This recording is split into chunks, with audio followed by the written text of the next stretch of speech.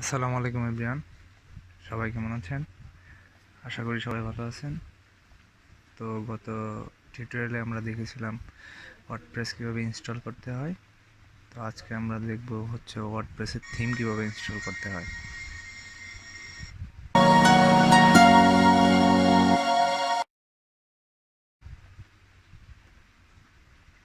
তো চলুন শুরু করি। তো প্রথমে ওয়ার্ডপ্রেস ইনস্টল করার জন্য জেম সার্ভারটা স্টার্ট করতে হবে।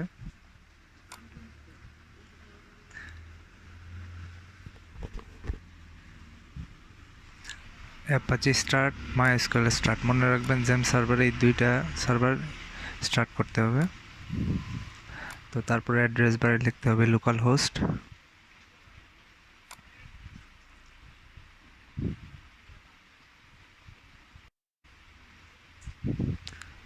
তারপরে প্রজেক্ট ফাইল,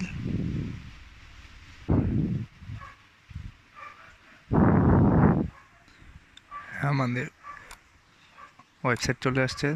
তারপরে ওয়ার্ডপ্রেস ড্যাশবোর্ডে ঢুকতে হলে ডাব্লিউপি অ্যাডমিন লিখে সার্চ করতে হবে।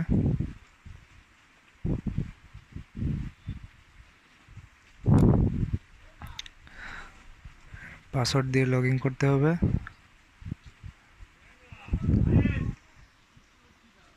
ড্যাশবোর্ড চলে আসছে। তো আমরা দেখবো কীভাবে থিম ইনস্টল করতে। থিম ইনস্টল করার জন্য আমাদের যেতে হবে হচ্ছে অ্যাপিয়ারেন্সে, তারপর থিমস, তারপর অ্যাড নিউ। আমরা সার্চ করে একটা থিম ইনস্টল করি, এক্সট্রা।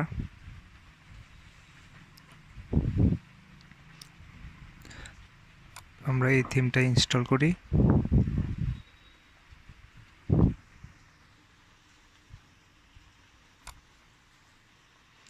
অ্যাক্টিভেট।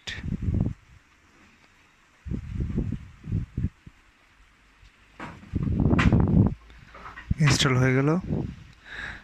তো আমরা আরও একভাবে ইনস্টল করতে পারি ওয়ার্ডপ্রেসের থিম, সেটা হচ্ছে আপনার ওয়ার্ডপ্রেসের থিম যদি ডাউনলোড করা থাকে তো সেটা আপলোড করেও ইনস্টল করা যায়।